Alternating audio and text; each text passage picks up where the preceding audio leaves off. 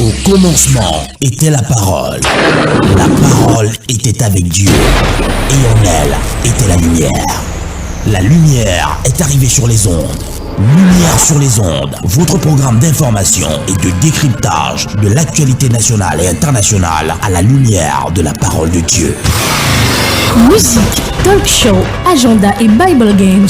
Lumière sur les ondes, 1 heure d'analyse des problèmes sociopolitiques, religieux, culturels et économiques par l'éclairage des Saintes Écritures.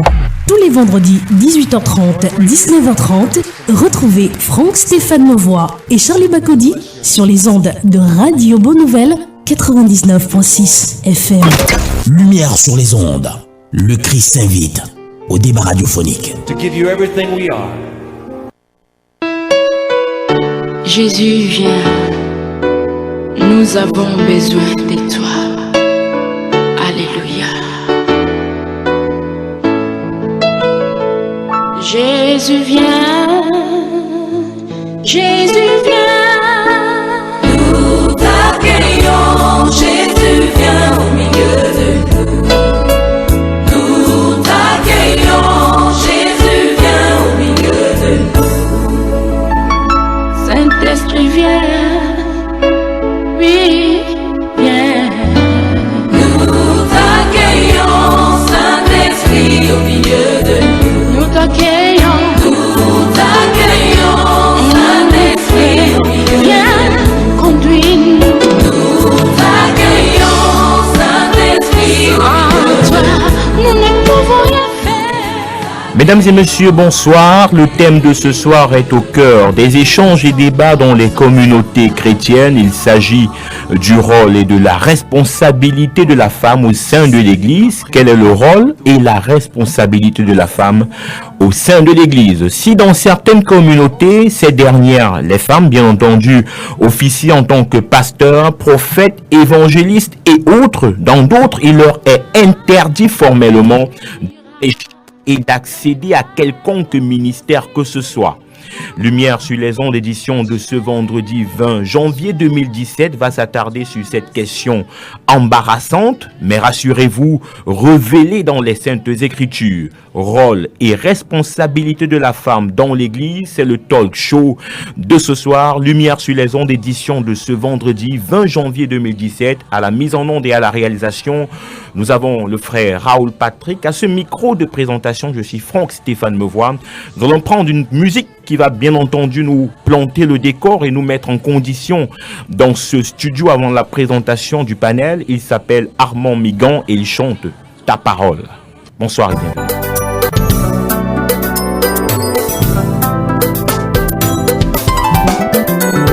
C'est plutôt Arnaud Migan, voilà, qui chante Ta parole.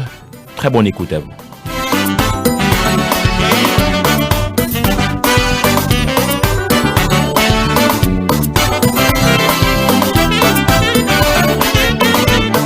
Au commencement était la parole était Dieu, et elle était avec Dieu.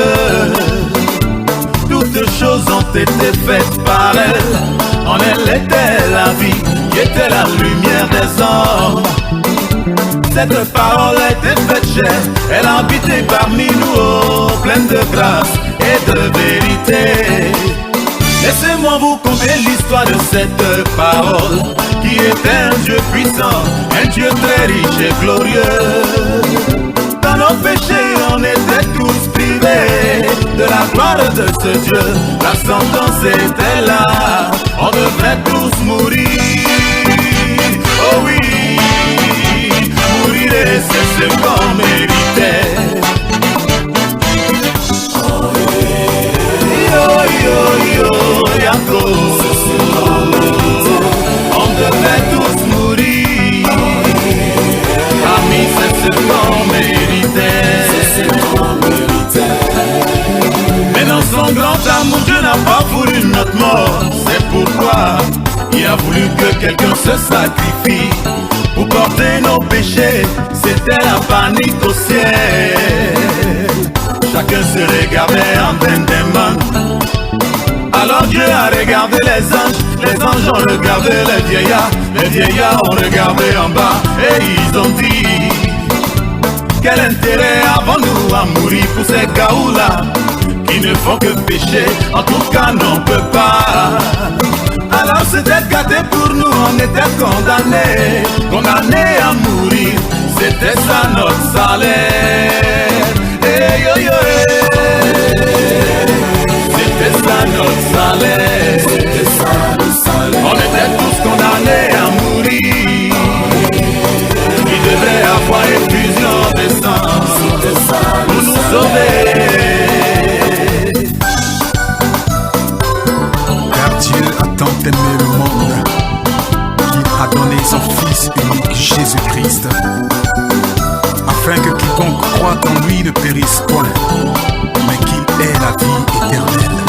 C'est ainsi que Jésus-Christ, la parole, s'est élevée, avec un regard plein d'amour pour nous et s'est proposé de porter nos péchés et de faire tomber sur lui le châtiment qui nous était réservé. Oh, quel amour, quel amour, qu'avons-nous fait pour le mériter? Je ne sais même pas, dis-moi, qu'avons-nous fait pour le mériter? Dis-moi, Jésus-Christ a crié, Eli, Eli, lama sabachthani. Mon Dieu, pourquoi m'as-tu abandonné? Et malgré toutes les souffrances subies sur la croix à cause de moi, il accepte de mourir pour mes péchés, pour que je croie en lui et avoir la vie éternelle, pour être heureux sur la terre. Ah oh, merci Jésus. Et non, non, le Fils de Dieu s'est donné en sacrifice pour moi. L'agneau de Dieu s'est livré. Il s'est fait malédiction pour que j'ai la bénédiction. Non, non,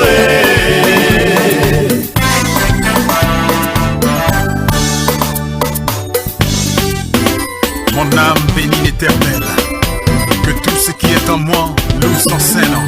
On y va. Faut venir louer, faut venir louer, faut venir louer l'agneau qui s'est sacrifié. Faut venir louer, faut venir louer, faut venir louer l'agneau qui t'a racheté. Maman Brigitte, on va louer Jésus, car il est digne d'être adoré. Car dont il n'y a personne qui peut l'égaler. François Cognac, bien on va sauter pour lui. Oh, yeah. Maman Yvette, mais faut venir. Oh, maman Brigitte, Mégan, faut venir. Sa famille, bien, venez louer. Oh, Andy, il faut le louer. Si Facia, tonton Raoul, venez. Maman Janine, Nicolas, Ité. Papa Joël, tonti Patricia, chanter. Mon Louis, il est né, faut acclamer. Arnaud Migan qui chante ta parole dans ce studio. Mesdames et messieurs, si vous prenez l'écoute à présent, vous êtes connectés sur les 99.6 en modulation de fréquence. C'est Radio Bonne Nouvelle, la fréquence du corps du Christ. Et l'émission, c'est Lumière sur les ondes. Nous arrivons chez vous ce soir de 18h30 à 19h30. Votre talk show, votre débat. Cette émission donc qui met au devant des feux de projecteurs, des thèmes d'actualité pour pouvoir essayer d'y apporter de la lumière, parce que c'est lumière sur les ondes, bien entendu. Et ce soir, nous parlons du rôle et de la responsabilité de la femme dans l'Église. Aujourd'hui, les femmes sont, un constat assez personnel, sont les plus nombreuses dans les communautés chrétiennes et religieuses. Et on voudrait savoir quel est donc le rôle des femmes, parce que c'est un peu confondu aujourd'hui. On se demande bien dans certaines communautés, est-ce que la femme peut pouvoir prêcher? Est-ce que la femme peut être consacrée pasteur? Est-ce que la femme peut être prophète et gérer un ministère? Dans certaines communautés, on va vous dire oui. Et dans d'autres, on va vous dire non, et vous n'en verrez même pas la trace d'une femme qui se rapprochera du pupitre. Et pour en parler ce soir, nous attendons 3 invités, mais on a un qui est aussi violent par sa présence que violent par sa ponctualité, aussi bien violent dans ses dires. Il me fait d'ailleurs le signe de la main. Élie Bertrand Tchabda, bonsoir. Bonsoir François-Stéphane, bonsoir. Bonsoir François-Stéphane, bonsoir à tous les panélistes, et j'ai pris pour eux, s'ils sont en route, pour venir sur le plateau Oui. Que le Seigneur le conduise jusqu'ici. Bonsoir à tous ceux qui nous écoutent dans les maisons et même ceux qui nous écouteront sur d'autres cieux ce soir dans Lumière sur les ondes. Alors, merci d'être là avec nous. Ce soir, je parlais de violence et Oui. vous étiez en train de faire du signe de la main pour marteler votre rigidité. Est-ce que oui. c'est ça? Enfin, le signe de la main dont je parlais, c'est de la droiture et ce qu'on appelle strictness. Donc, il faut tracer la ligne droite lorsqu'il faut tracer la ligne droite. Ne pas franchir quand la Bible demande de ne pas franchir. Vous savez effectivement, comme vous me décrivez sur ces plateaux, que c'est comme ça qu'il faut faire. Alors, merci en tout cas de nous faire l'amitié et l'honneur de votre présence. On espère que les autres panélistes seront là afin qu'on puisse vraiment entrer de fond en comble dans ce thème qui est très très important. Alors, dites-moi, Élie Bertrand Tchada, Oui. que représente la femme pour l'humanité? Oui.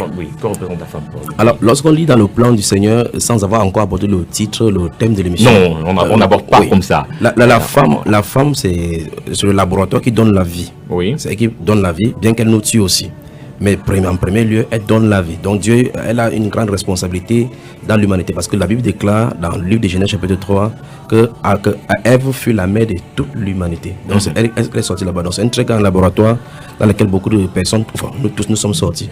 Donc il faut qu'on admette effectivement que la femme, nous tous ceux qui m'écoutent maintenant, y compris moi, nous avons hébergé dans ces laboratoires et goûté des produits chimiques et toxiques qui se trouvent à l'intérieur du laboratoire et en aspirant tout ce qui entre et sort au travers d'elle. Donc la femme vraiment est un être vraiment magnifique.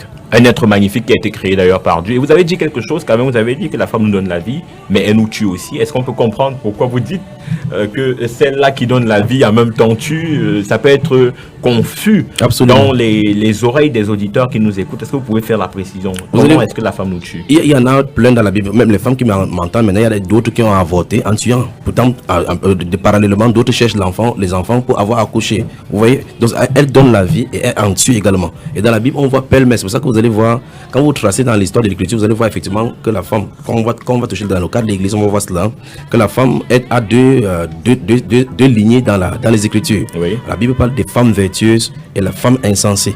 Vous n'allez pas voir dans la Bible, on va parler de l'homme vertueux, on va parler de la femme. Donc c'est la femme a vraiment un problème. On parle de la femme prostituée. Vous ne voyez pas, on parle de l'homme prostitué. Même s'il se prostitue. Enfin, c'est à cause de la femme, c'est la femme qui est cause. Ah bon? Donc, en fait, chaque moustique qui nous pique ici, chaque accident qui se cause, c'est la femme qui est cause. C'est elle qui a incriminé. Donc ce qui veut dire, c'est que la femme, en réalité, c'est un être vraiment, vraiment mystérieux. Et elle peut, si elle est bonne, véritablement, comme Dieu demande, si elle est bonne, elle rend la vie vraiment paisible. Mais si elle est nuisible, même la guêpe sauvage ne suffirait pas pour vraiment t'attaquer. Alors la Bible déclare dans le livre des Proverbes qu'il vaut mieux habiter à l'angle d'un toit qu'avec une femme querelleuse, par exemple. Vous allez comprendre ce que ça veut dire. Et dans le livre des Proverbes, au chapitre 5, parallèlement, il dit qu'elle soit sans cesse, qu'elle t'enivre sans cesse de son amour. Que c'est les tours de ses seins, les doubles pharaons là, t'enivre de l'amour. Pourquoi serais-tu appris par l'amour? Est-ce que vous n'êtes pas un peu misogyne dans vos propos qui ont tendance à relayer la femme à un second plan? L'une des femmes les plus magnifiques que le monde s'est jamais connue, c'est mon épouse. Si j'étais misogyne, elle me serait quittée. Nous sommes aussi d'accord avec cela. Donc ça veut dire que je ne peux pas dire ces choses de la femme. Mais il faut seulement dire la vérité. Oui. Quand quelque chose est mauvais, il faut dire que c'est mauvais. Ce sont ces choses qui amènent la destruction dans le pays. Parce que quand quelque chose va mal, on ne veut pas dire que ça va mal pour mettre du doigt. En réalité, lorsque quelque chose va mal, il faut dire que ça va mal pour aider ceux qui sont dans ces situations à en sortir. Oui. Parce que si on ne dit pas la vérité aux gens, ils vont continuer à se noyer. Et on va toujours les apprécier dans la noyade. Ok, alors on est dans le thème là, on parle du rôle et de la responsabilité de la femme dans l'église. Oui. On a parlé de ce qu'elle représente, vous avez parlé de ce laboratoire là, qui donne la vie. Et est-ce qu'au regard quand même des Saintes Écritures, Élie Bertrand Tchada, on peut dire aujourd'hui, on peut considérer la femme comme la mère de l'église? Je parle de mère de l'église parce que c'est elle qui a donné vie à celui-là qui tient aujourd'hui la bannière de l'Église. Je parle de notre Seigneur Jésus-Christ. Est-ce qu'on peut, par ricochet, considérer la femme comme la mère de l'Église, puisque ayant enfanté celui qui dirige aujourd'hui l'Église? Alors dans ces conditions, on poserait la question, s'il venait sur la terre pour sauver l'Église, pour sauver l'humanité, en passant par l'air, dans ce cas, l'air deviendrait la mère de l'Église et devait être considéré comme adorable. En fait, ce n'est que le poison venant du Vatican qui coule comme ça dans les dénominations pour faire des 35 ans, on commence à élever la femme et présenter, donner une image qu'elle n'a pas. Dieu a la prophétie par rapport à la femme, et la femme représente justement l'Église, parce que l'Église, quand on lit dans le livre d'Éphésiens au chapitre 5, verset 22 suivant, on compare la femme justement à l'Église l'église du Seigneur et l'homme à l'époux qu'est le Seigneur. Donc il y a la respectabilité ou bien la traçabilité entre la femme, le syllogisme entre la femme et l'église du Seigneur, mais pas qu'elle est mère. C'est ça, chez les catholiques on dit que Marie est mère de l'église. Dieu, il n'y a nulle part un endroit où une femme est mère de l'église. En fait, moi j'ai pas parlé de Marie, moi j'ai parlé c'est de une toute femme parce que étant donné qu'elle donne la vie, et maintenant si vous voulez faire, on peut faire cette image avec Marie qui a donné celui-là qui s'appelle la vie, tout simplement. Donc, en fait, celle qui donne la vie a été conçue par la vie elle-même. Donc, ça veut dire qu'en réalité, cette vie n'a pas été enfantée. Parce que c'est la vie éternelle qui était auprès du Père qui a été manifestée. Il lui a plu seulement de faire un tabernacle dans le sein de cette femme-là. C'est un passage tout simplement. Ok, alors quel commentaire donc vous faites pour maintenant entrer de plein pied dans le débat? Quel commentaire vous faites des femmes qui dirigent aujourd'hui les ministères? On a des communautés chrétiennes dans lesquelles on a des femmes qui sont pasteurs, on a des femmes qui sont prophètes, on a des femmes qui sont évangélistes, qui rassemblent des foules, qui rassemblent des foules, écrivent des livres, qui écrivent des livres, ont des chaînes de télévision, qui ont des chaînes de télévision, par lesquelles des hommes témoignent de la manifestation de Dieu, de la puissance de Dieu. Des hommes témoignent être venus à Christ au travers de ces femmes, au travers de leur évangélisation. Quel regard, quel commentaire vous faites de ce que nous voyons aujourd'hui? Voilà, bonne question. Et avant d'avancer, il faut qu'on trace d'abord les lignes. Le thème, c'est le rôle et la responsabilité des femmes dans l'église. Bien sûr. C'est vous qui avez circonscrit cela ainsi. Bien sûr. Parce qu'on avait dit dans le plan de Dieu, on serait allé depuis l'Ancien Testament. Donc vous avez circonscrit ça vous-même dans l'église. Et si c'est dans l'église... J'ai pas dit dans la société, je n'ai pas parlé de... Donc, je parle bien dans le ménage. Absolument. J'ai dit dans l'église, au sein du corps du Christ, au sein des communautés. C'est là où ça devient encore davantage alléchant. Parce qu'il va falloir que nos chers auditeurs nous mettent de côté Déborah, ils nous mettent de côté Myriam. D'abord, lorsqu'on va avancer, parce que vous avez circonscrit le thème dans l'église. Pourquoi mettre de côté parce que vous avez circonscrit dans l'église, ils ne sont pas dans l'église. C'est pour ça qu'il faut que je trace d'abord cette ligne avant d'avancer. Si vous aviez élargi le débat, je pourrais aller depuis la Genèse, avant la chute, pendant la chute, sous la loi et dans la grâce. Mais comme vous avez circonscrit dans la grâce, je resterai et je répondrai uniquement dans la grâce. En tout cas, allez-y, on vous écoute. Je pourrais vous relancer au sujet de Déborah, au sujet de Myriam, au sujet même de bien d'autres femmes qui sont illustrées dans le... Alors, dans le pied plein là-dedans. C'est en fait pour répondre pour aider nos jeunes sœurs. J'ai dit comme vous avez peint, c'est le tableau que nous constatons aujourd'hui avec l'appréciation humaine. Il faut donc qu'on commence à mettre dans des fondations. C'est quoi l'Église? Qui est l'auteur de l'Église? Quel est le rôle de l'Église? Qui fait quoi dans l'Église? Ou bien quelles sont les normes et les fondations ou la constitution de l'Église? Et autre question qu'on pourrait sortir maintenant là-dedans, c'est est-ce que ces constitutions sont variables en fonction du temps? Pour cette dernière-là, on doit répondre manifestement non, puisque la parole de Dieu est inchangeable, parce que Dieu ne change pas. Dieu a transmis cette constitution par rapport au règlement de la Bible. Le Seigneur Jésus va dire dans ce Matthieu chapitre 28 là, enseignez-leur à observer tout ce que je vous ai prescrit. Et la Bible déclare dans 2 Timothée chapitre 3, le verset 12, verset 16, que toute écriture est expirée, théonosis. C'est un souffle venant de l'intérieur de Dieu, utile pour corriger. Donc si cette écriture là, si c'est destiné pour corriger, ça suppose qu'on pourrait vivre. On dit là-bas qu'afin que l'homme de Dieu soit prompt à toute bonne œuvre. Donc ça veut dire que les hommes de Dieu peuvent être dans les erreurs et que l'écriture est censée les corriger. Donc c'est l'occasion de faire maintenant, comme vous avez dit qu'il y a des femmes pasteurs, et je crois que j'ai dû prendre un flyer ici à Radio Bonne Nouvelle, où il y a des couples pastoraux. Vous voyez, pasteur, Mr. Mrs. Évangéliste, Mr. Mrs. Les pasteurs au pluriel avec la femme. Alors maintenant, c'est devenu une norme maintenant dans la société ou bien dans le corps de Christ, dans ce qu'on appelle corps de Christ, dans l'organisation religieuse aujourd'hui, au point où, comme vous avez dit, ça fait débat où l'un prend telle ou telle position et l'autre adopte telle position. C'est à penser comme, c'est à se poser la question s'il y a deux Bibles. Et si nous admettons donc qu'il y a une Bible et qu'il y a une norme de la Bible, il faut qu'on pose la question à celui qui a initié l'Église. Frère Arrivé, quel est le regard de manière personnelle, on comprend que vous vouliez développer, mais quel est votre commentaire? Qu'est-ce que vous pouvez nous dire des femmes pasteurs, des femmes prophètes, des femmes qui ont des communautés aujourd'hui, qui ont des... J'arrive. J'arrive, si je dis ça brutalement, vous allez dire je suis violent. C'est pour ça que j'essaie d'adoucir dans le sens de dès l'entame de cette émission, vous nous avez fait savoir que vous êtes assez droit et rigide. Donc, n'ayez pas peur de frustrer qui que ce soit dans ce studio. Même si la frustration, on voit tout droit dans leur âme pour restaurer, je ne m'en repentirai pas. Maintenant, quand vous demandez mon avis, je n'en donnais pas mon avis. Je citerai dans les paroles de mon grand frère.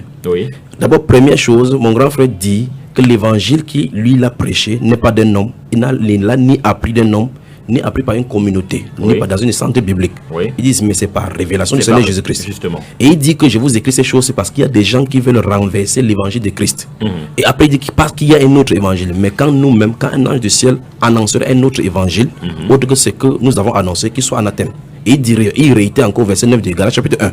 Donc ça suppose donc qu'il n'y a qu'un seul évangile. Si nous sommes en train de parler de l'église du Seigneur Jésus-Christ, c'est eux les modèles. Et parce que Jésus-Christ les a choisis, lorsqu'il lui est apparu, il dit, je te suis apparu pour te présenter des choses que tu as vues. Et c'est pour ça que je t'apparaîtrai plus tard.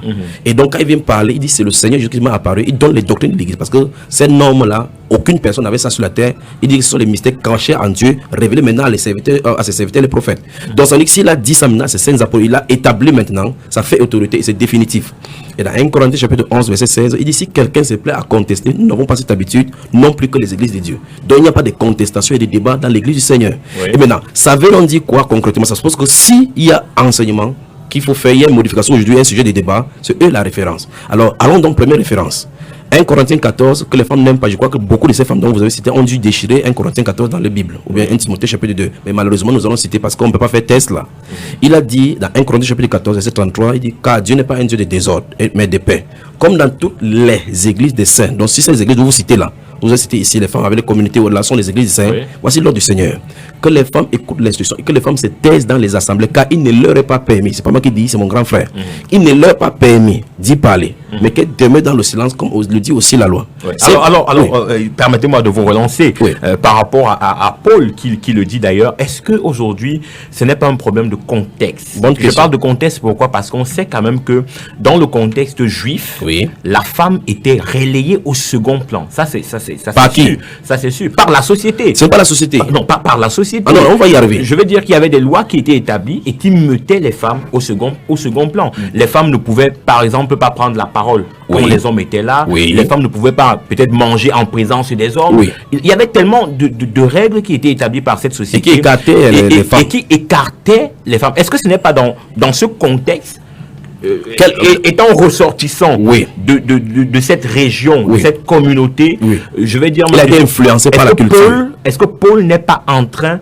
de rappeler en réalité à ces femmes-là ce que dit la loi établie dans ce contexte? Je recommence encore ce qu'il a cité de départ. Il a dit que si, dans ce livre de Galates chapitre 1, il continue en disant que si j'annonçais l'évangile pour plaire encore aux hommes, je ne serais pas serviteur de Dieu. Oui. Il a dit que s'il annonçait pour plaire aux gens. Oui. Donc il ne vient pas pour cajoler quelqu'un, il vient donner les oracles de Dieu. Avant que vous ne continuiez, c'est le même Paul qui disait que par rapport à certains commentaires, il précisait bien que ici, ce n'est pas par révélation, mais c'est ce que je pense, Dieu- que je suis en train, Dieu merci. Et que par je la suis en suite- train- que je suis en train de dire. Et par la suite, il dit que je crois avoir l'esprit. Et Dieu merci, vous avez bien dit qu'il spécifie exactement quand il le dit. Mais quand il parle en tant qu'autorité spirituelle, il Ouais. le dit clairement, il déclare. Ok. Donc là-bas, ça ne fait pas de doute parce que il s'agit de l'église du Seigneur Jésus. Maintenant, après, il dit que pour l'autre là dont vous parlez, il dit que je me donne juste un avis là-dessus. Ce n'est pas le Seigneur, mais c'est moi. Ok. Alors ici, donc, ça fait autorité. Donc, ça veut dire quand il ne dit pas que c'est pas le Seigneur, c'est moi, ça veut dire que c'est le Seigneur. En fait, dans le verset qu'il donne, cité dans 1 Corinthiens 14, verset 37, il va dire, si quelqu'un croit être prophète ou inspiré, qu'il reconnaisse que ce que je viens d'écrire est un commandement du Seigneur. Et s'il l'ignore, qu'il ignore. Et dans la verset Tom, la verset Tom, ça dit s'il ignore, c'est qu'il est ignoré de Dieu. Donc Dieu ne le connaît pas, ces prophètes-là. Oui. Donc tout prophète aujourd'hui, quelle qu'en soit son notion, quel qu'en soit ce qu'il peut faire, disparaître de la maison, faire apparaître les maladies et guérir toutes choses, s'il fait que sa femme enseigne, la Bible déclare que Dieu l'ignore.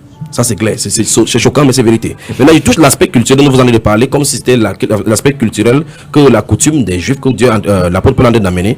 Il faut d'abord rappeler que l'apôtre Paul n'écrit pas aux Juifs pour commencer, il écrit aux Grecs. Parce que l'église de Corinthe, ça n'a rien à voir avec les Juifs. Il faut se rappeler dans ces Galates chapitre 1, il a été envoyé aux païens. Donc ils écrivent comme ça aux païens, au peuple qui n'avait pas la loi de Dieu et qui vivait tranquillement avec leur société, leur style de coutume. Il ne vient pas épouser et leur imposer une coutume juive, mais il donne les déclarations du Seigneur. Il a bien dit, l'évangile que je vous ai annoncé n'est pas de moi, n'est pas d'un homme, mais c'est par révélation.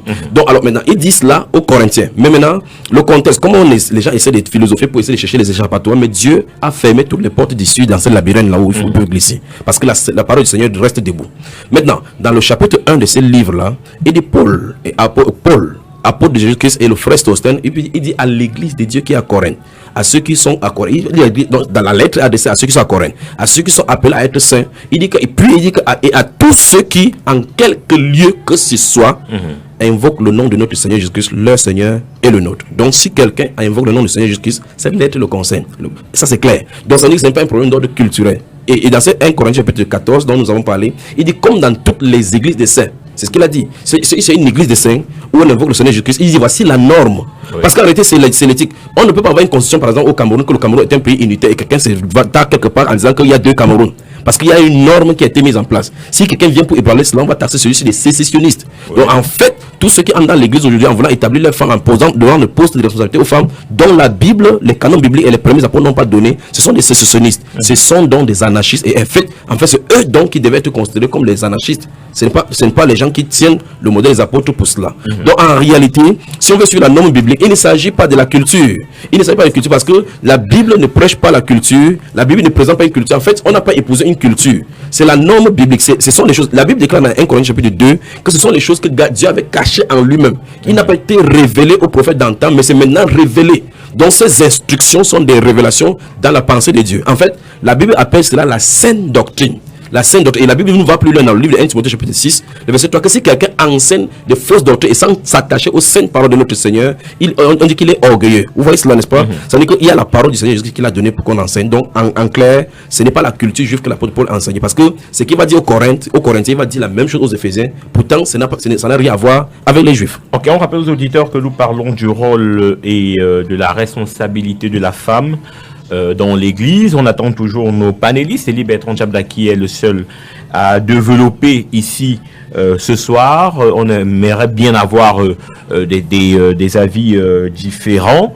On espère que les auditeurs pourront participer au 243 07 56 32, 243 07 56 32 par appel ou alors au 699 49 37 90, 699 49 37 90, 699 49 37 90 et le 243 07 56 32. Le thème de ce soir, rôle et responsabilité de la femme dans l'église. Alors, Elie Bertrand Tchabda, oui, on vous a très bien compris. Est-ce que donc, puisque vous parlez de ministère et vous nous faites savoir que les femmes ne peuvent pas diriger les ministères, est-ce qu'elles peuvent au moins se prétendre au même don spirituel que les hommes? Bon, là, il faut aller doucement, vraiment, pour que les gens puissent saisir. Oui. Avant d'avancer, il faut d'abord admettre, comme je le dis sur ce plateau, que les hérésies viennent de la Bible. Parce que pour que quelqu'un vienne enseigner quelque chose de la Bible, il faut qu'il ait glissé au moins dans la Bible pour une fois. Lorsqu'on lit Actes des Apôtres, on voit qu'au jour de la Pentecôte, le Seigneur leur avait dit dans Actes chapitre 1, le verset 8, comme vous recevrez une puissance lorsque le Saint-Esprit viendra sur vous et vous serez mes témoins à Jérusalem et tout, et ainsi de suite. Nous allons voir dans Actes chapitre 2, justement, le Saint-Esprit viendra sur les apôtres. La Bible déclare sur les disciples qui étaient réunis, ils étaient environ 120 personnes. On cite parmi eux qui avaient des femmes, y compris Marie, la mère du Seigneur Jésus-Christ de Nazareth. Alors, quand le Saint-Esprit vient sur eux, parce qu'ils sont de prendre ces versets ici dans celui des 2, Actes des Apôtres chapitre 2, verset 14 à 16, parce que les gens, quand on veut essayer de tordre les Écritures, on va faire dire à l'Écriture ce que l'Écriture ne dit pas. Dans ce livre-là, il dit, voici ce que dit le Seigneur, au dernier jour, je verserai mon esprit sur toute chair.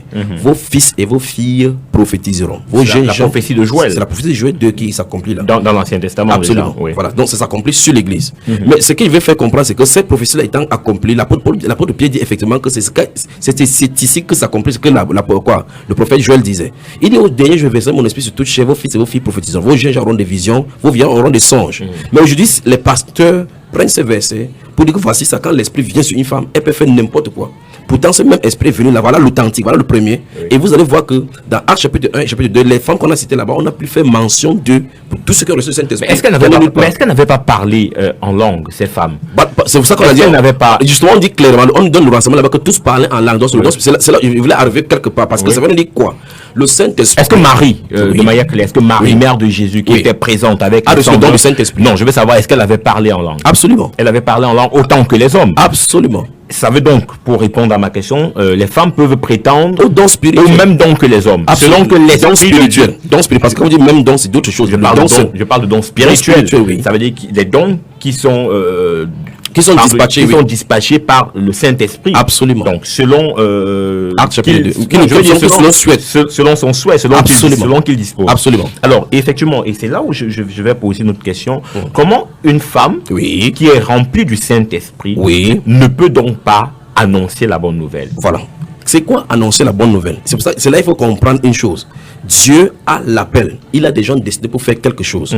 Lorsque nous suivons donc cette trace, parce que le modèle c'est ici, on ne doit pas prendre notre pensée. Parce que très souvent on dit par exemple de la grande commission. Lorsque vous regardez la grande commission, vous allez voir effectivement quand le Seigneur Jésus leur a dit dans Matthieu chapitre 28, le verset 19 que allez, il a dit que attendez d'abord. Ça ne finit pas là parce qu'il dit allez, puis il dit attendez jusqu'à ce que vous soyez remplis du Saint-Esprit, jusqu'à ce que vous soyez revêtus de la puissance d'en haut avant de aller. C'est le dernier. En fait, vous ne comprenez pas ce qu'il veut dire. Ça veut dire que quand il dit allez là-bas dans Matthieu chapitre 28, dans Luc chapitre 24, il dit attendez d'abord. Ça ne se termine pas là-bas. Là quand même, on a un problème de concordance parce qu'il y a Matthieu qui parle et qui met le point final, il achève le d'ailleurs. point final, ça veut dire que c'est la portion que Dieu lui a donnée. Et Luc qui ajoute attendez d'abord. En tout cas, allez-y. Absolument. Oui. L'écriture, c'est cela. L'écriture, c'est une portion là pour voir la chose complète. Nous voyons effectivement. Vous allez permettre tout à l'heure quand même qu'on parle de Déborah et. Oui, c'est vrai que vous permettez. Parce que vous avez dit que l'écriture se complète. Absolument. Donc, il n'y a pas antinomie entre l'Ancien Testament et le Nouveau Testament. On va voir effectivement, en prenant ces cas-là, justement, pourquoi Jésus, justement, dans le Nouveau Testament, dans cette passe-là. Donc, je tente de dire donc que lorsque le Seigneur qui dit dans Matthieu chapitre 28 que allez, il dit plus tard que attendez jusqu'à. Donc, les gens ne croient pas tout simplement, ils commencent à sortir parce que c'est le Saint-Esprit qui donne les rôles, incorpore chacun et le dispatche le camp. Ce n'est pas parce que vous êtes en une organisation qu'on va décider que vous allez pour aller prêcher. C'est faux d'après la Bible. Alors, ce qu'il faut faire maintenant, c'est le Saint-Esprit qui dispatche les rôles. C'est pas un être humain qui donne les rôles aux gens dans l'église parce que c'est le Saint-Esprit qui incorpore les gens dans le corps et dispatche le rôle à chacun comme il le veut. Et comme dans le Saint-Esprit descendu sur la première église, nous voyons effectivement comment les femmes ont parlé en langue, comme vous avez dit, parler dans le don spirituel. Et vous posez la question, comment une femme qui parle en langue ne peut-il pas aller annoncer la parole de Dieu? Parler en langue, c'est une chose. Non, j'ai pas dit, parce que parler en langue, ce n'est que un aspect, oui. Je veux dire, une manifestation du Saint-Esprit. Absolument. Maintenant, il peut y avoir d'autres choses. Donc, je disais, comment une femme qui est remplie du Saint-Esprit ne peut pas enseigner la parole de Dieu. Encore, et parce que vous êtes contre le fait qu'une femme enseigne la parole de Dieu. Non, je ne suis pas contre. Je suis derrière les Écritures. L'Écriture est contre cela. Bon, je parle de vous aujourd'hui. Non, mais non, c'est vous qui. Vous que l'Écriture dise que. Je vais te dire un truc. Vous prenez référence aux Saintes Écritures. Amen. Et vous prenez référence aux Saintes Écritures. Amen. Ça veut dire que sur la base de ce que vous prenez comme référence, vous êtes contre. Non, je suis avec l'Écriture. L'Écriture leur dit que ça ne passe là. Ok. Comment donc cette femme qui a reçu le Saint-Esprit, qui est pleine du Saint-Esprit, ne peut-elle pas enseigner, ne peut-elle pas diriger un ministère? Elle peut le faire. Oui, absolument. Mais elle ne doit pas le faire. Voilà, vous avez bien compris. Ok, on a compris. Ça nous permet d'introduire le pasteur Saker qu'on attend quand même depuis 30 minutes. Bonsoir pasteur, qu'est-ce qui s'est passé? Bonsoir, c'est un privilège d'être là. Oui. Juste quelques petits empêchements. Oui. Je demande pardon, je crois que je suis là. Nous bénissons quand même le Seigneur que vous soyez là dans cette émission. Je crois que pour les 30 autres minutes qui nous restent, on va essayer de poursuivre le thème. On parle de ce soir du rôle et de la responsabilité de la femme dans l'Église. Les auditeurs peuvent également participer en appelant au 243 07 56 32, 243 07 56 32 ou au 699 49 37 90, 699 49 37 90. Pasteur Saker, l'évangéliste Élie Bertrand Tchabda, sur la base de quelques versets bibliques qu'il a d'ailleurs présentés ici en votre absence, nous fait savoir que la femme n'a pas le droit d'enseigner, elle n'a pas le droit de prêcher en assemblée, elle n'a pas le droit à être pasteur, à être prophète dans une assemblée. Il est assez radical. Quel est votre commentaire? Encore qu'aujourd'hui, il y a des femmes qui sont pasteurs, il y a des femmes qui sont évangélistes, il y a des femmes qui dirigent des ministères et il y a certains hommes même qui rendent témoignage de l'action de ces différentes femmes. Voici le point de vue de la Bible. Dans le livre de Galates chapitre 3, à partir du verset 27 jusqu'au verset 29, pardon, la Bible déclare que vous tous qui avez été baptisés en Christ, vous avez revêtu Christ. Il n'y a plus ni juif ni grec, il n'y a plus ni esclave ni libre, il n'y a plus ni homme ni femme, car tous vous êtes un en Jésus-Christ. Et si vous êtes à Christ, vous êtes dans la postérité d'Abraham, héritier selon la promesse. Je crois que comme l'homme en Christ, quand je parle de l'homme, je parle de genre, je parle de l'homme avec petit h. Avec grand H ou petit h. Je dis comme l'homme en Christ, le frère peut recevoir Jésus et un ministère venant de la part du Seigneur. Et il a reçu un appel. Et le Seigneur l'a appelé, l'a établi dans un domaine bien particulier. Je crois aussi que la sœur en Christ aussi est promesse de l'héritage. Elle aussi est héritière, par conséquent, elle a un ministère. Je demande pardon. Donc, elle aussi, elle a un ministère.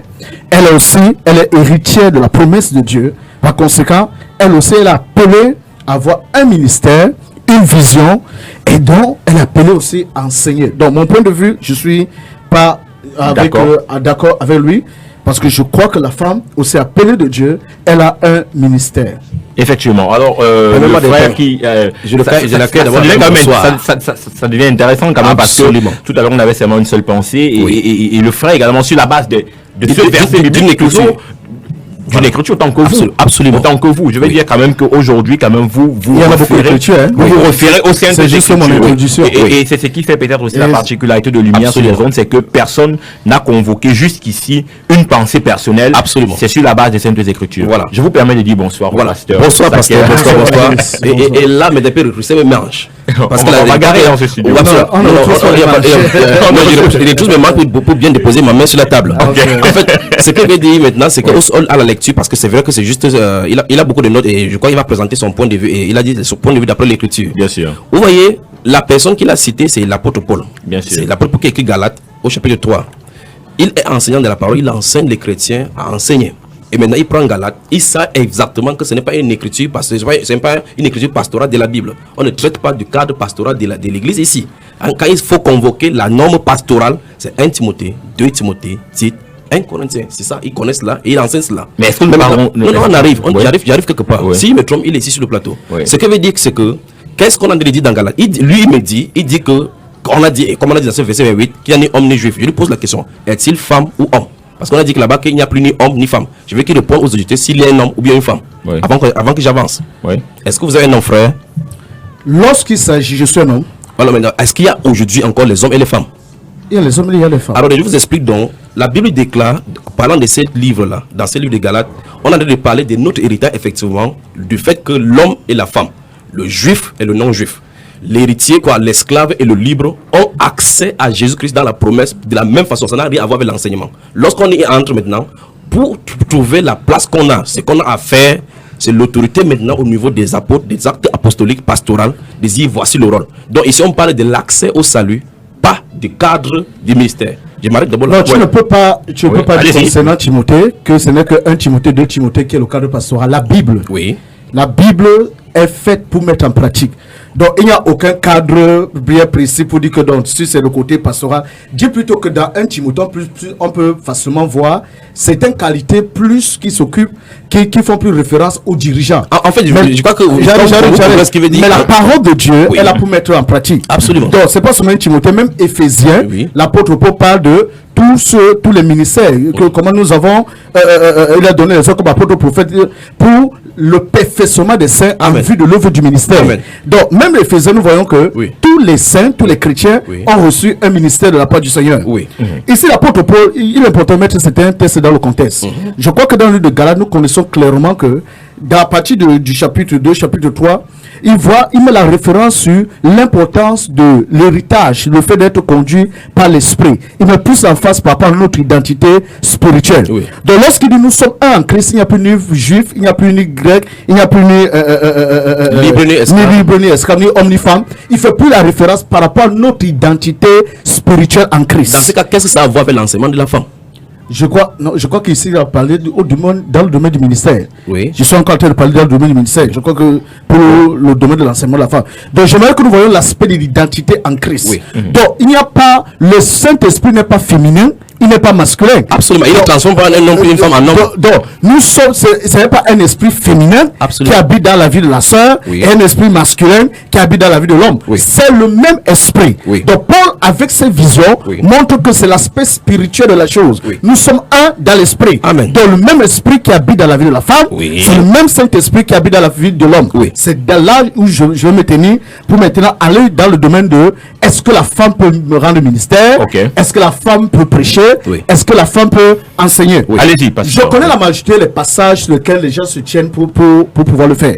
Et ceux qui nous écoutent, je crois qu'on peut aller là-bas rapidement parce que je veux juste toucher un passage dont on sort le texte hors du contexte pour vouloir dire que la femme ne doit pas enseigner. C'est 1 Corinthiens chapitre 14.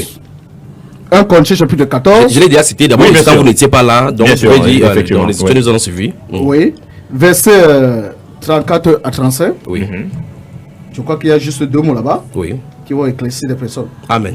1 Corinthiens 14. 34 à 35. Verset 34 à 35. Je peux lire? Oui, vas-y. Alors, 1 Corinthiens 14, verset 34 à 35, la Bible déclare, je lis au nom de Jésus-Christ, il est écrit que les femmes se taisent dans les assemblées, car il ne leur est pas permis d'y parler, mais qu'elles soient soumises selon que le dit aussi la loi. Voilà. Car, oui. Tu peux m'arrêter là. Oui, voilà. Il dit, si elle veut s'instruire quelque chose, qu'elle interroge. J'aimerais que nous puissions voir ici. Il dit que les femmes se taisent dans l'assemblée, car il ne leur est pas permis d'y parler. Dans le mot grec, il y a 2 mots qu'ils utilisent au sujet du mot parler. Il y a le premier mot, il y a le mot laléo, et ensuite il y a le mot légo.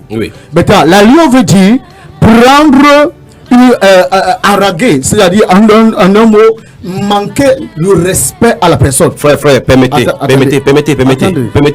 Est-ce qu'il peut terminer? Non, sinon il va avancer. Je vais seulement mettre l'aléo. Oui, là, je vais le prendre là directement parce que le même mot, l'aléo, est utilisé dans Hébreux chapitre 1, verset 1. Autrefois, Dieu a parlé à nos pères par le prophète. C'est le même mot là-bas. Donc, vous voulez dire que Dieu a usurpé. Les prophètes ont usurpé. Donc, faites attention là. Avancez. Non, ce n'est pas du contexte. Dans ce contexte-ci, l'aléo. Vous avez dit que le grec utilise l'aléo pour dire que usurpé. Non, il y a 2 mots. Il y a le mot l'aléo. Dans ce côté, ça veut dire haraguer dans le contexte-ci. Non, c'est vous qui dites le contexte. Vous dites, non, définissons le mot. Nous sommes dans l'hébreu. Nous sommes dans l'hébreu. Dans le contexte, il a bien dit instruit dans le silence. Il fallait mettre la face dans la soumission. C'est le fait de prendre autorité. C'est-à-dire que nous sommes dans l'assemblée, puisque à cette époque, n'oubliez pas, nous sommes à Corinthe. Donc, il y a beaucoup de païens qui ont cru, mais il y avait aussi des juifs qui ont cru. Et la culture juive, d'une manière claire, nous savons depuis l'Ancien Testament que la femme n'avait pas la première place. La femme ne pouvait pas prendre autorité. Donc, pendant ce temps, parmi l'église de Corinthe, il y avait des personnes, des païens qui avaient cru, mais qui ne connaissaient absolument rien du manière culture, dans le domaine de la culture juive, en ce qui concerne le respect de l'autorité. Donc, ils pouvaient prendre la parole d'une façon d'haraguer. Il s'agit de prendre comme autorité, élever sa voix chez son mari. Et j'aimerais que nous puissions comprendre, le mot femme ici, c'est gouné. Ça ne s'agit pas de toutes les femmes, c'est épouse. Donc, il classifie clairement dans quel contexte il est en train de parler. Ici, c'est le contexte de l'homme et de son épouse. Donc il ne s'agit pas de, par exemple, quand il commence à dire que l'homme est le chef de sa femme, il ne s'agit pas de tous les hommes. L'homme n'est pas le chef de toutes les femmes. L'homme est le chef, parlant de l'homme mari ici, de sa femme, épouse. Donc c'est de ça qu'il veut mettre l'instruction ici. Mais alors que l'autre aspect de l'ego, veut dire tu peux parler, suggérer, apporter une idée et expliquer, c'est toléré. Alors quand nous voyons Paul ici, il dit qu'il n'accepte pas que la famille ne permet pas à la femme de prendre autorité. Puis il va m'expliquer ça, de prendre autorité, de parler comme si elle veut dominer, mais qu'elle reçoive instruction, c'est les choses, qu'elle reçoive instruction dans le silence auprès de son mari. Alors les auditeurs peuvent participer à l'émission 243 07 56 32, 243 07 56 32 ou au 699 49 37 90, 699 49 37 90. Nous parlons du rôle et de la responsabilité de la femme dans l'église. Élie Bertrand Tchamba, vous voulez parler? Ça devient intéressant parce que je les rencontre en face maintenant. La Bible déclare là-bas. J'ai rencontré. Parce que si je parlais seul de façon monotone ici sur le plateau, on ne pourra pas cesser. Mais quand ça jaillit comme ça, on peut encore bien développer. Bien sûr. Alors maintenant, la Bible déclare que comme dans toutes les églises des saints, vous parlez que c'est parce que c'est à Corinthe que ça se passe comme ça là. L'apôtre vient de signifier que dans toutes les églises des saints, c'est la même norme. Ça c'est un. De deux, il dit qu'il ne permet pas d'enseigner. Qu'est-ce que vous en dites? Maintenant, on va voir le verset biblique. On va peut-être voir notre auditeur. Il y a un auditeur qui nous appelle. On va essayer de le prendre. Allô, bonsoir. Oui, vous voulez participer? Bonsoir. Oui. Ouais, je suis en train de parler depuis longtemps et puis j'aimerais donner un petit compliment à ce que vous causez. Comment vous vous appelez? Oui, moi c'est M. Kenneth. Monsieur Kenneth, allez, baissez votre poste récepteur s'il vous plaît. Allô? Baissez votre poste récepteur s'il vous plaît. Je crois qu'il n'y a pas de retour. Alors, vous avez posé une question. Oui, et vous avez demandé le verset biblique, il a parlé, c'est didasco. J'ai réitéré encore ce qu'il a dit. J'ai dit la Bible dit de façon stricte. Non, tu vas plutôt poser la question.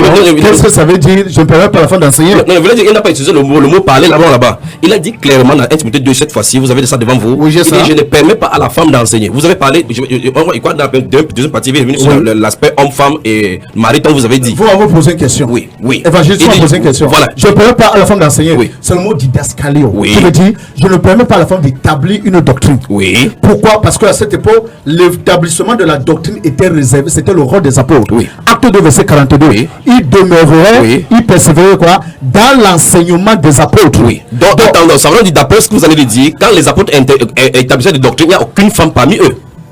Comment pas? Vous avez dit que l'établissement des doctrines, c'est pour les apôtres. C'est les apôtres qui le font. Parce que donc ça veut donc dire que lorsque les apôtres établissaient les doctrines que nous avons là, aucune femme n'a participé à ça, oui ou non? Plus que tous les apôtres, pas seulement les femmes. Que ce soit les apôtres, que ce soit Paul, ils n'appelaient pas une autre doctrine. Non, je vais très bien ma question.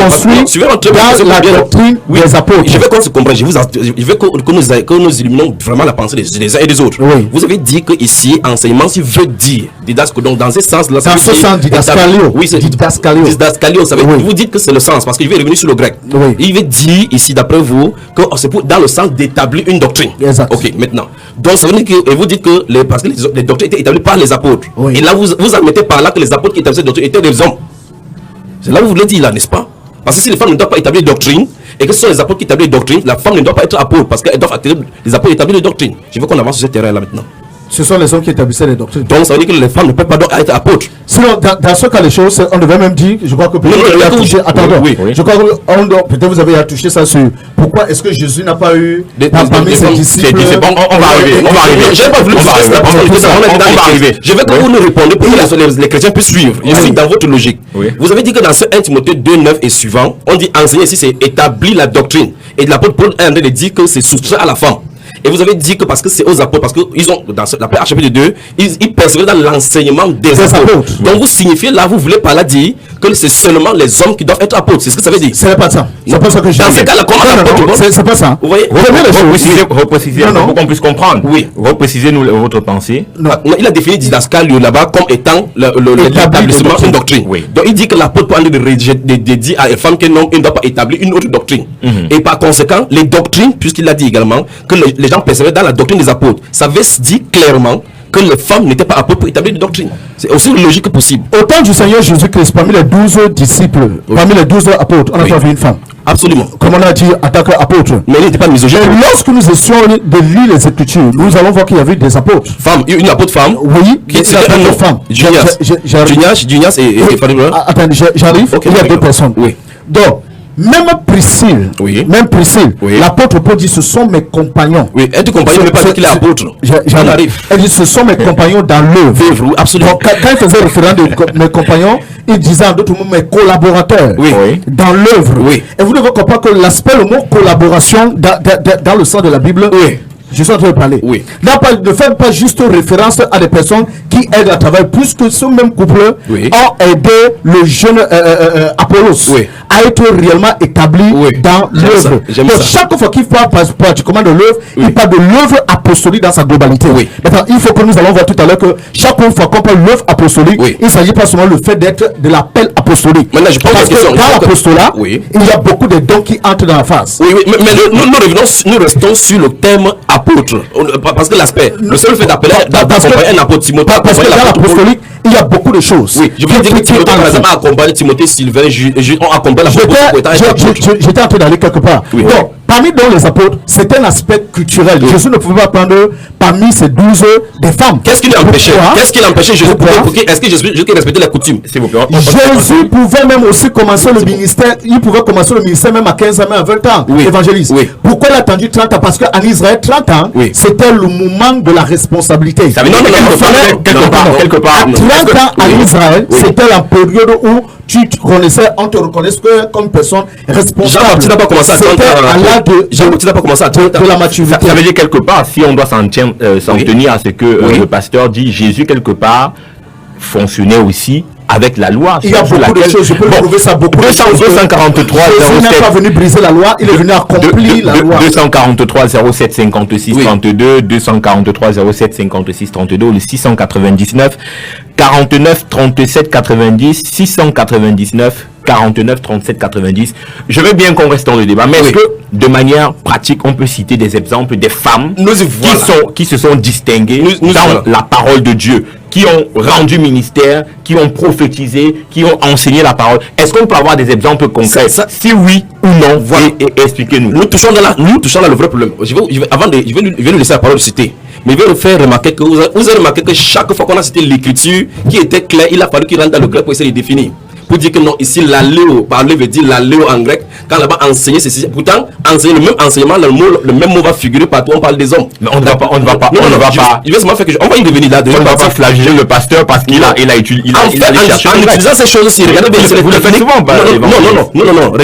Regardez bien. Lorsque la Bible est claire, il faut être clair. C'est un commandement. Lorsqu'un commandement, c'est un commandement. On ne peut pas faire une fuite en avant chaque fois. Lorsque la chose est claire, lorsqu'on écrit parler ici, et on utilise la définition pour parler ici dans ce contexte, il veut dire, il n'a pas contextualisé le parler, il a dit que la femme se taise. Donc cette thèse, ça veut dire qu'on ferme la soupape. Alors ici, il a dit que quand il ne permet pas d'enseigner, il dit ni de prendre de l'autorité sur l'homme. Donc ce n'est pas le cas d'établir une autre doctrine quelque part. Il s'agit d'enseigner. Et puis il dit que ce n'est pas un problème de culture comme vous le supposez chaque fois. Il dit l'homme n'a pas été, la femme n'a pas été créée en premier lieu. Il ne parle pas aux juifs ni ce n'est pas seulement les femmes juives qui ont été créées. Il parle depuis le commencement. Qui a parlé au sujet de la femme? Bon, ok. Alors il dit pas de la faute. On peut entrer dans les exemples. Dans les exemples. La chose maintenant c'est ceci. Lorsque eux également aujourd'hui disent et supposent donc que les femmes peuvent être apôtres, il a dit tout à l'heure qu'il a les noms. C'est à lui donc maintenant je lui passe la main pour qu'il nous donne les exemples des femmes pasteurs, femmes évangélistes, femmes apôtres dans la Bible. Oui, pasteur. Je crois que s'il faut que nous commençons. Oui. Nous savons que dans la Bible parle de dons ministériels. Amen. C'est-à-dire que dans apôtre, prophète, évangile, pasteur et enseignant. Oui.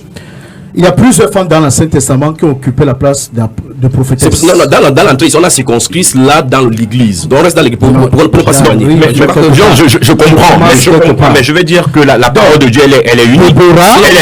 Déborah, elle est touchée. Vous êtes prophétesse. Oui. Myriam, était prophétesse. Oui. La femme d'Esaïe, prophétesse. Oui. Donc quand nous venons dans Anne, dans le Nouveau Testament. Non, le Nouveau Testament, c'est tout. Nous sommes encore dans le Nouveau Testament, pasteur. Nous, Anne, c'est tout dans Luc, c'est pas encore le Nouveau Testament là. Comment c'est pas le Nouveau Testament, frère? Je comprends. Voilà. Pourquoi ils connaissent quelque chose? Mais attends, voilà. Moi, il a fait les pensées. Ça, c'est par rapport à la maturité, mais il y a des personnes qui nous écoutent. Voilà. Je parle de Anne dans le Nouveau Testament. Il va faire. Non, il faut donner la vérité. Ne parlons pas de maturité. Disons la vérité. Disons qu'on n'est pas encore dans le Nouveau Testament. Parce que frère, Anne dans le niveau du Nouveau Testament. Mais le Nouveau Testament a dans Actes des Apôtres. C'est ce qu'il a dit là. Je suis d'accord, mais je dis qu'ils ne pourront pas donner du solide. On ne mesure, les auditeurs qui nous écoutent, on ne peut pas distinguer qui a la mesure qui reçoit le solide. Allons-y pas à part. On pourra faire une émission. Lorsque nous voulons établir une doctrine, il y a des lois pour ressortir une doctrine dans la Bible. Amen. Il y a 3 lois pour toutes personnes qui savent comment est-ce qu'on interprète les passages dans la Bible. Ils savent qu'il y a 3 lois pour ressortir un passage dans la Bible. Tout ce que le Père dit, le Fils dit et le Saint-Esprit dit, ça s'adresse personnellement à une personne selon la période et selon le temps. La dispensation est une doctrine biblique. Deuxième chose, tout ce que 1 à 2 personnes dans la Bible ont eu à dire, c'est une doctrine biblique. Donc lorsqu'on trouve un passage de la Bible, on ne peut pas sortir dans un passage une doctrine parce que la doctrine biblique est toujours confirmée par 2 ou par 3 personnes. Pasteur, sur cette base-là, je peux vous donner des panoplies dans votre Bible où c'est une seule personne qui a parlé et qu'on enseigne dans l'église. Alors, c'est une doctrine biblique. Absolument. Quel passage? L'apôtre Pierre n'a jamais parlé de parler en langue. Qu'est-ce que vous en dites? L'apôtre Pierre n'a jamais parlé du don de prophétie. Qu'est-ce que vous en dites? Jésus a parlé de parler en langue. Jésus a parlé de parler en langue. Paul a parlé de parler en langue. Ça fait deux. Donc vous confirmez que Jésus a parlé de parler en langue. Je vais vous dire donc maintenant que Jésus n'a jamais choisi une femme disciple pour être apôtre. Non. Tu parles d'abord des langues. Il veut le citer. J'arrive. Vous dites que les gens sont en train de nous suivre. Les gens sont en train de nous suivre. Il faut qu'ils sortent avec quelque chose. Oui, moi je dis. Comment faire pour sortir une doctrine de la Bible? Parce que maintenant, ce soir, ce n'est pas une guerre d'opinion à savoir ce que les gens pensent. Je vous laisse vraiment développer. Il faut que quelqu'un qui ce soir, et moi je vais dire à toute personne qui nous écoute, pour sortir une doctrine dans la Bible, une vérité doit être confirmée par 2 ou par 3 personnes. Montrez-moi quelque chose dans la Bible qui est une doctrine dans la Bible qui n'a pas été confirmée par 2 ou 3 personnes. Acte chapitre 20, verset 35 dit, vous savez, je vous ai montré de toute façon qu'en travaillant de cette façon, c'est comme ça qu'on fait pour nourrir les gens. Acte chapitre 20, verset 35. Et l'apôtre Paul cite que le Seigneur qui a dit lui-même, qui a plus de bonheur à donner qu'à recevoir. Ce n'est que lui qui a dit ça. Il n'est nulle part où Jésus a dit ça. Non, il a sorti le principe de donner. Jésus a parlé de donner. Vous avez dit, Jésus a parlé de donner. Jésus n'a jamais dit qu'il y a plus de bonheur à donner qu'à recevoir. Ah, tu veux dire Jésus répète la même chose. C'est donc cela. Ok, le principe, quand il lit la Bible, est-ce que c'est la répétition, c'est les paroles ou c'est le principe? Voilà, permettez-moi donc de jouer quelque chose. Il nous reste 5 minutes. Donc, tous ceux qui m'écoutent, pour la sécurité spirituelle, je reviens encore là, il faut qu'une vérité doit être confirmée par 2 ou par 3 personnes. C'est pourquoi il est important que lorsque nous abordons sur le fait de est-ce que la femme doit prêcher, est-ce que la femme ne doit pas prêcher, Jésus n'a jamais prêché les femmes de ne pas prêcher. Jésus n'a jamais dit que les femmes ne doivent pas avoir le ministère. Nous allons nous débattre sur des épîtres qui sont parfois des lettres et parfois en passant même lorsqu'on arrive même dans la Bible, il y a 4 choses qu'on doit comprendre dans la Bible. Tout ce qui est dans la Bible n'est pas la doctrine biblique. Il y a des opinions bibliques, il y a des faits bibliques, il y a des coutumes et des rituels, il y a aussi la doctrine biblique. Donc en lisant les Écritures, je dois comprendre ce passage. Est-ce que c'est une opinion, c'est la vie, est-ce que c'est un fait, est-ce que c'est une coutume, est-ce que c'est une doctrine? Quand ça arrive dans le domaine de la doctrine biblique, ça doit être confirmé par 2 ou 3 personnes. Merci, je veux que vous me dites, vous me dites ici, où est-ce qu'en dehors de l'apôtre Paul, qui parle de l'établissement des diacres, qui? Non, on a encore sorti. On a encore sorti. On a parlé.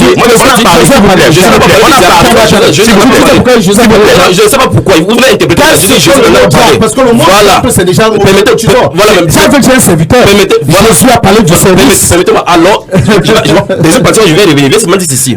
2 Timothée chapitre 3. Vous voyez, ça sont les règles de la théologie. Ce ne sont pas les règles. Non, j'arrive. La Bible dit, sa Bible dit que dans 2 Timothée chapitre 3, verset 16, sa Bible écriture. Comment sa Bible? La Bible. La Bible. Parce que ce qu'il a dit, je dis ceci, n'est-ce pas? Ce qu'il a dit, ce sont les principes qu'ils ont étudiés et établis. Pour que ça soit ainsi, il faut ainsi. Et dans ce cas, regardez bien, il consacre. Non, je ne peux pas te montrer ça dans la Bible. Non, je sais que tu peux montrer. Même les hérésies sont là-dedans. Non, ce ne sont pas mes Je recommence encore ce qu'il veut dire. Ça peut faire attention, c'est pas forcément ce que tu dis que je parle. La Bible déclare dans 2 Timothée 3 que toute écriture est expirée. Théonosis, c'est expiré sur le souffle de Dieu. Inspiré. Non, pas inspiré, c'est quelque chose expiré. Il sait très bien de quoi il parle. C'est théonosis, c'est le souffle de Dieu. Ah oui, vous utilisez maintenant aussi. Je n'ai pas dit qu'on n'utilise pas le grec. Je te dis, toute écriture est inspirée de Dieu. Il dit utile pour corriger. Pour enseigner. La Bible dit que toute écriture est censée enseigner. Il n'a pas dit qu'il y a une spécificité de l'écriture qu'il faut admettre comme doctrine. Et l'apôtre Paul dit dans 1 Timothée, au chapitre 6, verset 3, que si quelqu'un enseigne autre doctrine, il ne s'attaque pas aux 5 paroles de notre Seigneur Jésus-Christ, il est enflé d'orgueil. On va voir tout cela dans notre développement, que Jésus-Christ, effectivement, a prescrit à l'église que la femme se taise. On va voir cela. Ok, je crois qu'il nous reste. Je vais aussi laisser la pensée en disant les premières personnes qui sont allées dans le tombeau, c'était les femmes. Et les premières personnes qui ont reçu la recommandation d'aller dire aux frères qu'il est ressuscité. Ça n'a rien à voir avec l'église. Ce sont c'est Jésus ressuscité. C'est les anges qui ont d'abord vu Jésus. Je ne sais pas pourquoi Jésus est là-bas. Non, il dit c'est les techniciens. Je ne sais pas si Jésus est plus que mon frère. Ce n'est pas la première fois que Jésus ressuscité. Non, très pertinent. Jésus demande à une femme d'aller pour la première fois annoncer la bonne nouvelle. C'est pas la bonne nouvelle là-bas. C'est pas ça. Je sais pas la bonne nouvelle là-bas. Ok, je sais dire c'est la première personne. On arrive. C'est pas la bonne nouvelle. C'est pas cela. La première personne. La première personne. La crédibilité de la première personne, c'est la résurrection. La première personne. Je crois que la prochaine fois il va élever la voix pour ceci. Alors la bonne nouvelle c'est qui a vu Jésus ressuscité. Ce n'est pas les femmes, ce sont les anges. Il est dans le contexte.